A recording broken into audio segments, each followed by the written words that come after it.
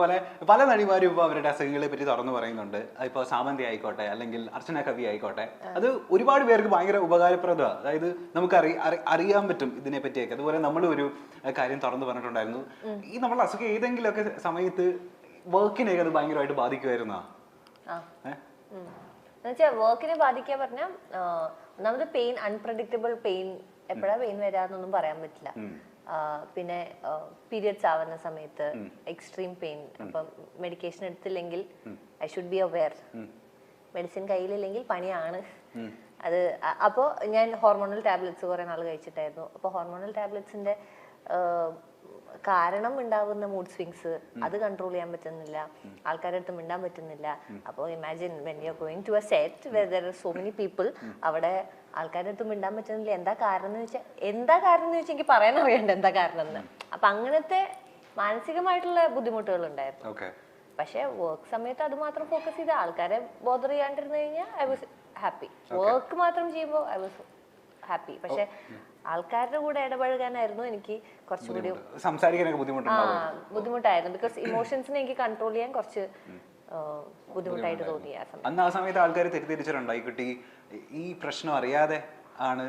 തെറ്റിദ്ധരിച്ചിട്ടുണ്ടാവാം, എനിക്ക് ആറ്റിറ്റ്യൂഡ് ആണെന്ന് പറഞ്ഞിട്ടുണ്ടാവാം, എനിക്കറിയില്ല. പക്ഷെ ഞാൻ മെന്റ് ചെയ്തിട്ടില്ല. ഈ കുട്ടിക്ക് വലുതായിട്ട് ഇച്ചിരി ഡയറക്ഷൻ ഒക്കെ ചെയ്യണമെന്ന് ഭയങ്കര ആഗ്രഹമുള്ള ആളാണ്. എപ്പോഴെങ്കിലും പറഞ്ഞിട്ടുണ്ടോ ഇക്കയോട് ഡ്രൈവ് ചെയ്യണമെന്ന് ആഗ്രഹം പറഞ്ഞിട്ടില്ല? സംവിധായകയാവണം എന്നാണ്. അടിപൊളിയല്ലേ എല്ലാരും ആഗ്രഹങ്ങളൊക്കെ എപ്പോഴത്തേക്ക് നമുക്ക് പ്രതീക്ഷിക്കാം? അയ്യോ, വെറുതെ തോന്നിയൊരു ഇതാണ്. അങ്ങനെ അവരെന്താ ഈ പരിപാടി, ഇതെങ്ങനെയാ അവര് ചെയ്യുന്നേന്നുള്ള ആ ക്യൂരിയോസിറ്റിന്ന് വന്നിട്ടുള്ളതാണ്. അല്ലാണ്ട് അതിന്റെ ടെക്നിക്കൽ വശം ഒന്നും എനിക്ക് അറിയില്ല. ഉടനെ തന്നെ സംഭവിക്കട്ടെ. വേണ്ട, പതുക്കെ മതി, പോലെ സമയമുണ്ട്. അപ്പൊ ഈ സെറ്റിന്റെ ഇടയ്ക്ക് ഈ ഷൂട്ടിംഗ് നടക്കുന്ന സമയത്തൊക്കെ ഇക്കനോടൊക്കെ പോയി ഡൗട്ട് ചോദിക്കാറുണ്ട്, എന്താ ഇപ്പൊ നിങ്ങൾ ചെയ്തോണ്ടിരിക്കുന്നത്? എന്നോട് ഡൗട്ട് ചോദിക്കാറില്ല. നമ്മൾ ഒരുമിച്ച് അഭിനയിക്കരുത്, അവരോട് ചോദിക്കോളൂ. അഭിനയ സമയത്ത് ആക്ടർ എടുക്കുമ്പോ എന്തായാലും പറഞ്ഞു ഇതാണ് ചെയ്യണ്ട, ചോദിച്ചു നോക്കുന്നു പറയും. സൗബികയുടെ കൂടെ ഞങ്ങള് ലാസ്റ്റ് മംഗലാപുരത്തല്ലല്ലോ, വയനാടല്ലേ, വയനാട് ഒരു ഹൈവേയില് വണ്ടി ഓടിക്കില്ല, ഓർമ്മയുണ്ട് അത്. അപ്പൊ ക്യാമറ ഇങ്ങനെ വെച്ചിരിക്കുക, റിഗില് ക്യാമറ വെച്ചിരിക്കുക. അപ്പൊ എനിക്ക് വണ്ടി ഓടിക്കാൻ ഭയങ്കര ഇഷ്ടമാണ്. അപ്പൊ സൗബിക ഡ്രൈവിംഗ് സീറ്റിൽ ഞാൻ സൗബിക സൈഡിൽ ഇരിക്കുന്നുണ്ട്. അപ്പൊ ഇങ്ങനെ വണ്ടി എടുത്തപ്പോ ഞാൻ ഇങ്ങനെ ഹായ് വണ്ടി അപ്പൊ അന്ന് എന്റെ അടുത്ത് പറഞ്ഞു നീ ഒരു വണ്ടി മേടിക്ക് എന്ന് പറഞ്ഞു. എന്നിട്ട് ഞാൻ വണ്ടി മേടിച്ചു. കണ്ടു അടിപൊളി ഞാൻ പോളോ ആണ് മേടിച്ചത്. അത് എന്റെ അടുത്ത് ലെക്സസ് മേടിക്കാനാണ് പറഞ്ഞത്. പക്ഷെ എനിക്ക് ഐ സ്റ്റിൽ റിമെമ്പർ ആ കോൺവെർസേഷൻ. അത് കഴിഞ്ഞിട്ട് പിന്നെ ലോക്ക്ഡൌൺ ഒക്കെ ആയപ്പോഴാണ് ഞാൻ ഒരു വണ്ടി എന്തായാലും വേണം എന്നുള്ളൊരു ഇതില് അന്ന് വണ്ടി വാങ്ങിച്ചു. എനിക്ക് തോന്നുന്നു നിങ്ങൾ തമ്മിൽ ഒരുപാട് സിമിലാരിറ്റീസ് ഉണ്ട്. ഈ പറഞ്ഞ പോലെ അച്ഛന്മാരുടെ കാര്യം, അല്ലെങ്കിൽ ഡ്രൈവിംഗ് ഈ പറഞ്ഞ പോലെ എനിക്കൊക്കെ ഭയങ്കര ക്രേസ് ഉള്ള കാര്യമല്ലേ. പണ്ട് നമ്മള് സിനിമയിലൊക്കെ വരുന്നതിന് മുൻപ് ഒരുപാട് ആൾക്കാരുടെ ഡ്രൈവിംഗ് സീറ്റിൽ ഇരുന്നിട്ട് അവരെ കൊണ്ടുപോയിട്ടില്ലേ അല്ലേ? ഒട്ടുമിക്ക ആൾക്കാരുടെ കൂടെ ഭയങ്കര ഇഷ്ടമാണ്. അവിടെ പോകുമ്പോ പണ്ട് എന്നെ വിളിക്കും, കുറച്ചും കൂടി എന്താ പറയാ പറഞ്ഞിരുന്നു. അവരുടെ ഭയങ്കര കംഫർട്ടബിൾ ആണ് ഡ്രൈവ് ചെയ്യുമ്പോ. ഞാൻ അങ്ങനെ പലരും ഷാനുവിനും ഇഷ്ടമാണ്. ഭയങ്കര രസമാണ്. ഞങ്ങള് ഇങ്ങനെ പണ്ടൊക്കെ ഇപ്പൊ തിരക്കായതുകൊണ്ടാണ് പണ്ടൊക്കെ ഫുൾ ടൈം ട്രാവലിംഗ് തന്നെ രസമാണ്. ദുൽഖറിന്റെ കൂടെ രസമാണ് ദുൽഖർ ഡ്രൈവ് ചെയ്യുമ്പോ. മമ്മൂക്കയുടെ ഏതെങ്കിലും വണ്ടി ഓടിക്കാനോ ഡ്രൈവിംഗ് സീറ്റിൽ ഇരിക്കാനുള്ള ഭാഗ്യം നമുക്ക് ഉണ്ടായിട്ടുണ്ടോ? ഡ്രൈവിംഗ് സീറ്റിൽ അങ്ങനെ അങ്ങനത്തെ അല്ല, അവരോട് ട്രാവൽ ചെയ്യുമ്പോൾ സുഖം തന്നെ ഓക്കെയാണ്. വണ്ടിയിലൊക്കെ കയറി ഇരുന്നിട്ടുണ്ട്. പിന്നെ ആ സിനിമയിൽ വരുന്നതിന് മുന്നേ, അതായത് അഭിനയിക്കുന്നതിന് മുന്നേ ക്രോണിക്കിന്റെ സമയത്ത് ഒരു ദിവസം മമ്മൂക്ക ഓടിച്ച പള്ളി പോകാൻ വേണ്ടി നിൽക്കുന്ന സമയത്ത്, പള്ളി പോകല്ലേ വെള്ളിയാഴ്ച, അപ്പൊ പള്ളി പോകണില്ലേ അവ എന്നിട്ട് നമുക്കൊരു കൊണ്ടിട്ടൊരു വിടൽ വിട്ടിട്ടുണ്ട്. അന്നാണ് ഫസ്റ്റ് നമുക്കവിടെ ഡ്രൈവ് കാണുന്നത്. അത് ഇപ്പോഴും മറക്കാൻ പറ്റില്ല. അതൊക്കെയാണ് ഒരു എന്താ പറയാ വണ്ടിയോടും ഡ്രൈവിനോടും ഒക്കെ ഉള്ള ഒരു കൊതി വന്നത്. പൊതുവെ എല്ലാരും പറയല്ല, അതായത് മമ്മൂക്കിന്റെ ഡ്രൈവർ ആയി കഴിഞ്ഞാൽ ഭയങ്കര സുഖം. കാരണം ഭൂരിഭാഗം സമയത്ത് മമ്മൂക്ക തന്നെ ആയിരിക്കും വണ്ടി ഓടിക്കുന്നതെന്ന്. എങ്ങനെ ഇച്ചിരി സ്പീഡ് കൂടുതലുള്ള ആളാണോ? ഇച്ചിരി ക്രേസ് അല്ലല്ല, എന്താണ് ഉള്ള റോഡിന്റെ സ്പീഡ് അനുസരിച്ച് ഭയങ്കര ഭംഗിയാണ് കാണാൻ, ഓടിക്കുന്നതാണ് മമ്മൂക്ക. അതെ, അത് ഒരുപാട് രസമാണ്. അല്ലാണ്ട് ഭയങ്കര ഫാസ്റ്റ് ആൻഡ് ഫ്യൂരിയസ് അങ്ങനെ അങ്ങനത്തെ അല്ല, കറക്റ്റ് ആയിട്ടുള്ള രീതികളിലാണ്. രസമാണ്, പഠിക്കാനുണ്ട് കുറെ. മമ്മൂക്കയുടെ എന്താ ഡ്രൈവിംഗിലാണോ? അല്ല രസമാണ് ഡ്രൈവ് ചെയ്യാൻ കാണാൻ ഭയങ്കര രസമാണ്. രണ്ടുപേര് ദുൽഖറും സൂപ്പറാണ്. ഞാൻ നസ്രിയൊക്കെ പറഞ്ഞ് കേട്ടിട്ടുണ്ട് ഇന്റർവ്യൂസിൽ, അതായത് സൗബിൻ നമ്മളുടെ ഒരു ഗ്യാങ്ങിൽ ഉണ്ടെന്നുണ്ടെങ്കിൽ നമ്മൾ സമയം പോകുന്നതേ അറിയത്തില്ല, വെറുതെ എന്തെങ്കിലും ചോദിച്ചാൽ മതി ചിരിച്ചിരിച്ച് നമ്മൾ മരിക്കുമെന്നുള്ള കാര്യം. അതേപോലെ തന്നെ അതേപോലെ തന്നെ ഗ്യാങ്ങിലുണ്ടെങ്കിൽ ഇങ്ങനെ കോമഡി ഭയങ്കര രസമാണ്. എന്തോരം നേരം വേണമെങ്കിലും സംസാരിച്ചിരിക്കാൻ പറ്റും, ഭയങ്കര രസമാണ്. ഈ പറഞ്ഞ പോലെ ഫഹദ്, ദുൽഖർ, അമൽ നീരദ്, പിന്നെ ആരാ നമ്മളുടെ ഇത്രയും ക്ലോസ് സർക്കിൾ നമ്മൾ എപ്പോഴും വണ്ടിയൊക്കെ ഓടിച്ച് പെട്ടെന്നൊരു ദിവസം ഒരു പാർട്ടി പ്ലാൻ ചെയ്ത് കഴിഞ്ഞാൽ നമ്മൾ ആരെയൊക്കെ? കുറെ പേരുണ്ട്.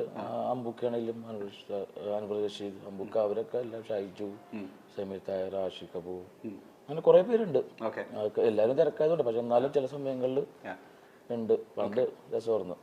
ഇനി ഞാൻ കുറച്ച് നിങ്ങളുടെ രണ്ടുപേരുടെയും ലൈഫിൽ നിങ്ങൾ പ്രഷ്യസ് ആയിട്ട് കാണുന്ന കുറച്ച് പിക്ചേഴ്സാണ് കാണിക്കാൻ പോകുന്നത്. ആ പിക്ചേഴ്സ് കാണുന്ന സമയത്ത് നിങ്ങൾക്ക് എന്താ ഫസ്റ്റ് മെമ്മറിയിലേക്ക് വരുന്നത്? പിക്ചർ കൊടുത്തായിരുന്നു. ഇല്ല, ആ പിക്ചർ പിക്ചറേ അല്ല. അപ്പോൾ നിങ്ങളുടെ ലൈഫിൽ എന്തായാലും നിങ്ങൾ മെമ്മറബിൾ ആയിട്ട് കാത്തു സൂക്ഷിക്കുന്ന കുറച്ച് പിക്സ് ആയിരിക്കും. ആ പിക്സിന്റെ കഥ പറഞ്ഞാൽ മതി, അല്ലെങ്കിൽ ആ പിക്സ് ഏത് സമയത്താണ് എടുത്തത്, എന്താ അതിനെ പറ്റിയുള്ള മെമ്മറി എന്നുള്ളത് പറഞ്ഞാൽ മതി.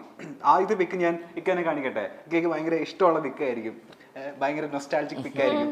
ഇത് എപ്പോഴെടുത്ത പിക്കാ? ഇത് കയ്യെത്തി ദൂരത്ത് സമയത്ത് ഷൂട്ട് ചെയ്തിട്ട് കൊടൈക്കനാൽ എടുക്കുന്നത്, അവിടുത്തെ പാക്കപ്പ് ആവുന്ന സമയത്ത് എടുത്തതാണോ? ഇപ്പൊ ഇക്കാക്കൊക്കെ ആ സമയത്ത് ഇപ്പൊ എത്ര ഏജ് ഉണ്ടായിരുന്നു?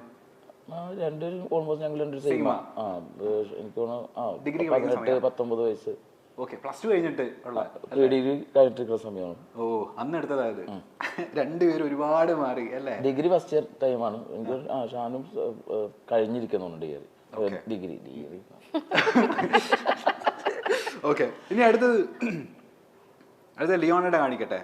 ഈ പറഞ്ഞ പോലെ ലിയോണയ്ക്ക് ഭയങ്കര മെമ്മറബിൾ ആയിട്ടുള്ള ഒരു പിക്കായിരിക്കും. ഭയങ്കര ക്യാപ്ഷനൊക്കെയാണ് അതിൽ ഇട്ടാക്കുന്നത് താഴെ. ഈ പിക്ക്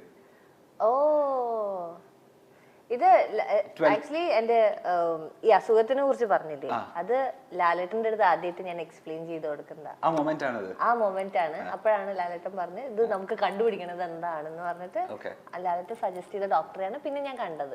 എന്നിട്ടാണ് ഐ സ്റ്റാർട്ടഡ് ഫീലിംഗ് ബെറ്റർ. അപ്പൊ അതാണ് I think I written this has literally changed my life എന്നോ പറഞ്ഞു. അതായത് നമ്മള് ഷൂട്ടിംഗ് ലൊക്കേഷനിൽ ഇരിക്കുന്ന സമയത്ത് നമ്മൾ ആരോടും മിണ്ടുന്നില്ല.